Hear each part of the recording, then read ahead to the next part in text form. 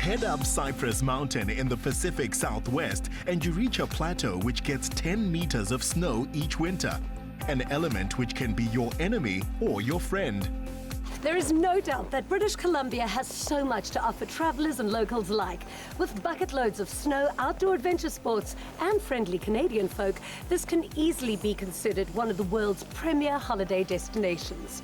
Today, with the temperatures peaking at -7 degrees, we decided to up the ante and forego our warm hotel room for a rather icy substitute.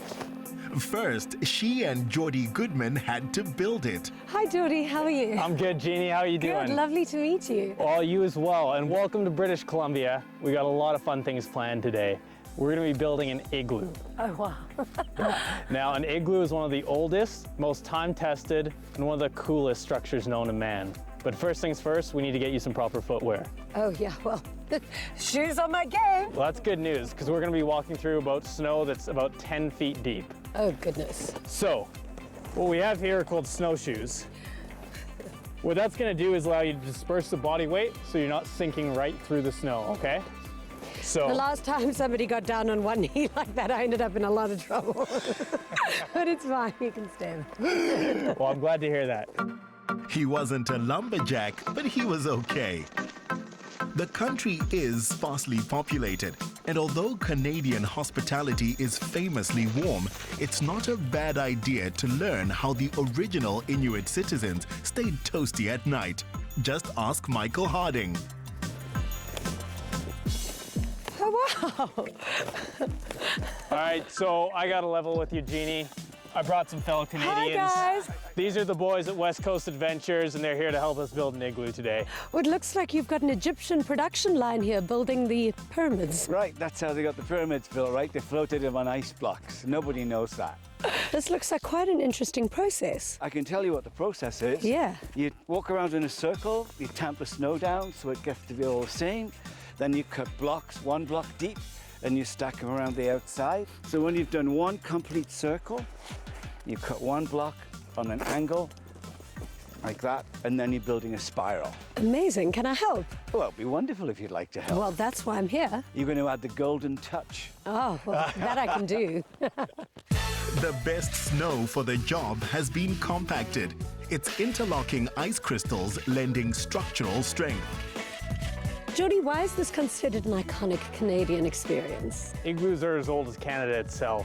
Now, the Inuit people of Canada used to build igloos to keep them warm when there was nothing else they could use. No wood, no stone, nothing. They just had the environment.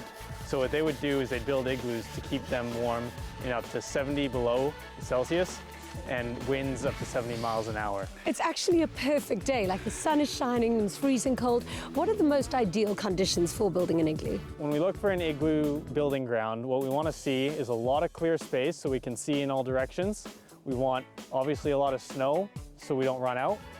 And we want to be able to make sure that we're going to have a big enough space that we can both fit in there comfortably. Can the design vary, or is an igloo an igloo an igloo? No, there's a bunch of different types of igloos. So when we're building an igloo, we got to take a couple things into account. 1, how many people do we need to have in there? 2, what is it going to be used for? Yeah. And 3, how long do we have to build it? So then how exactly do we stay warm through the night? Jeannie, you and I are going to have to get close.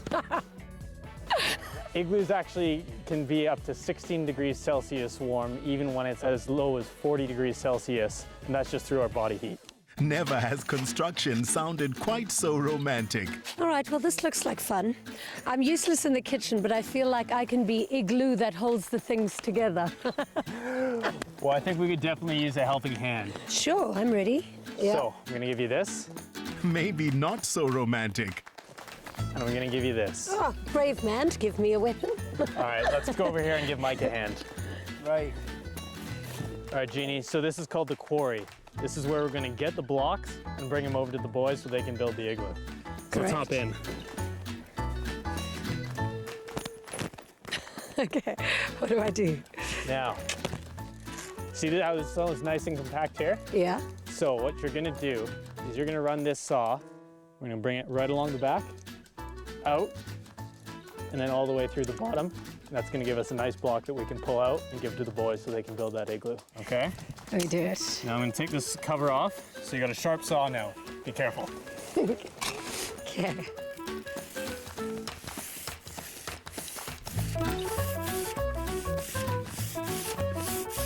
I'm doing this. You're doing a great job. Thank you. Perfect. Now you can pull it out there. And then Yeah, here. exactly. There we go. Now I'm just cutting it like a cake. Yeah, we're gonna make sure it goes all the way down though. Okay, yeah. Oh, it's not as difficult as you think it would be. Like, it's not icy, it's quite powdery. Yeah, it's nice powder and helps being in the kind of shape you're in as well. Thanks. As we're sawing across the bottom, we want to make sure we go all the way through so the whole block gets cut off. All right, Stu, Jeannie, I'm great so job proud. cutting the block. Now This is gonna the come first over. brick I've ever made. Now you're gonna come kneel down here, Okay. and what you're gonna do is place your hand here, give it a gentle pull, and there's your first brick. You think you can pick it up? Yeah. Look at that. I'm ripped. All right. Thanks, Mike. We got a tired worker here. Okay, guys, I built an igloo. All right, now let's see what the boys are doing with it over there. The rows, each in a progressive inward curve, reinforce themselves. While Inuit hunters out on the Arctic sea ice can put up an igloo in an hour, more permanent structures can be built to house up to 20 people. Here you go. Fantastic. Another brick. Thank you very much. I must say, I'm really proud of all the hard work we're doing. Our igloo is looking amazing. I think you've done an amazing job. Look how far we are along. I mean, how much more is there to do other than the little roof? Well, including prayer, about 12 blocks. That's great. So this was your idea to start building the igloos out in Vancouver. Why? I took a course years ago because I'm a Canadian. I thought, you're Canadian, you've got to know how to build an igloo. And I loved it so much, I thought I've got to make a business out of this. And that's really a joy, right? And everybody else who does it loves it. So what do people do? Come out here, build igloos with you and then spend the night or the week? Well, you can. I mean, you can build an igloo and sleep in it, and people love doing that because igloos are really warm to sleep in, much warmer than a tent. And 2 people in an igloo will keep each other warm, so it's really great. The blocks have such insulating properties because the snow traps air between its crystals. All right, Jeannie, so now that our igloo is taking form, the next thing we need to do is make sure that all these little holes here are gonna get filled in. So how we do that is we take our blocks and we cut them to the size of these holes and we just make sure they're filled in completely. Okay, so this looks really nice. Now all we gotta do is cut the back off of it and then it should fit in that space perfectly. Okay. All right, Okay. now you're just gonna trim the back off it. There you go. Powder snow provides sealing between the blocks. It's an all-purpose building material. Now what we gotta do is we gotta find a way in and we gotta get this last keystone on, Okay. okay? How do we get in though? We didn't make a little hole for the door. So you remember our quarry? Okay. That's actually gonna be our entranceway. Let's start digging. Okay. You need to know your snow. It can easily ice up. So let's hop back into our quarry here. Okay. All right. Now we gotta dig a little hole here and we're gonna go straight down to make it deeper and then we can tunnel our way in. Okay.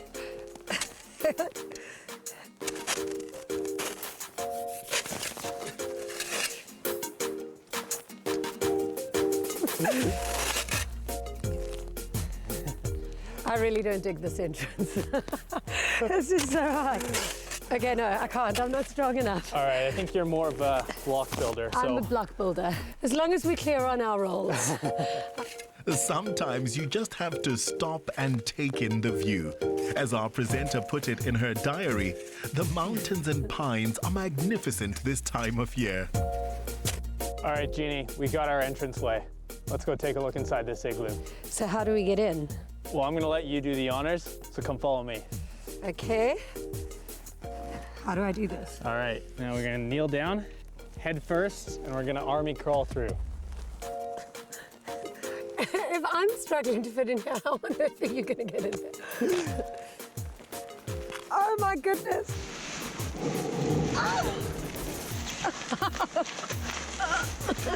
This is amazing. Oh, forget an army crawl. I did like a whole Beyonce move.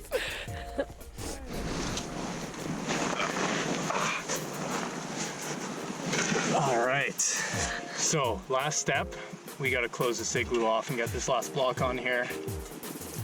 Okay. And you can handle it? I can handle it. Good. Do you think you can handle it? Once the self-reinforcing dome is complete and has a chance to freeze, it can take the weight of a grown man. Though having a man on top of your igloo is not the point. Great work, Jeannie. Perfect. Other hotels offer docking stations for your MP3 player. Here, the music is played live.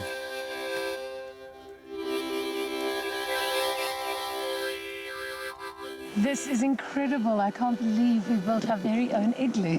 Yeah, it's pretty amazing, isn't it? Once you're actually inside, Yeah, it's actually very incredible. spacious and it's a great way to spend the night. Yeah.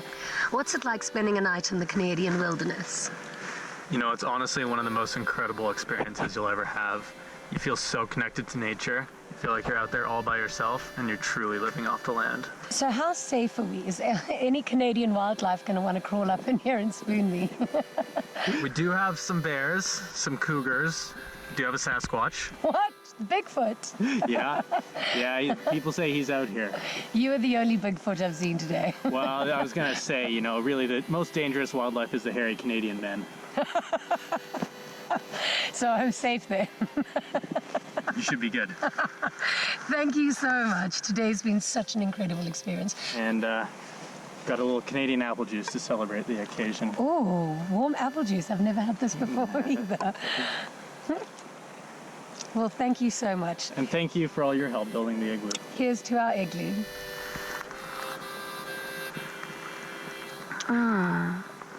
Delicious. Yeah.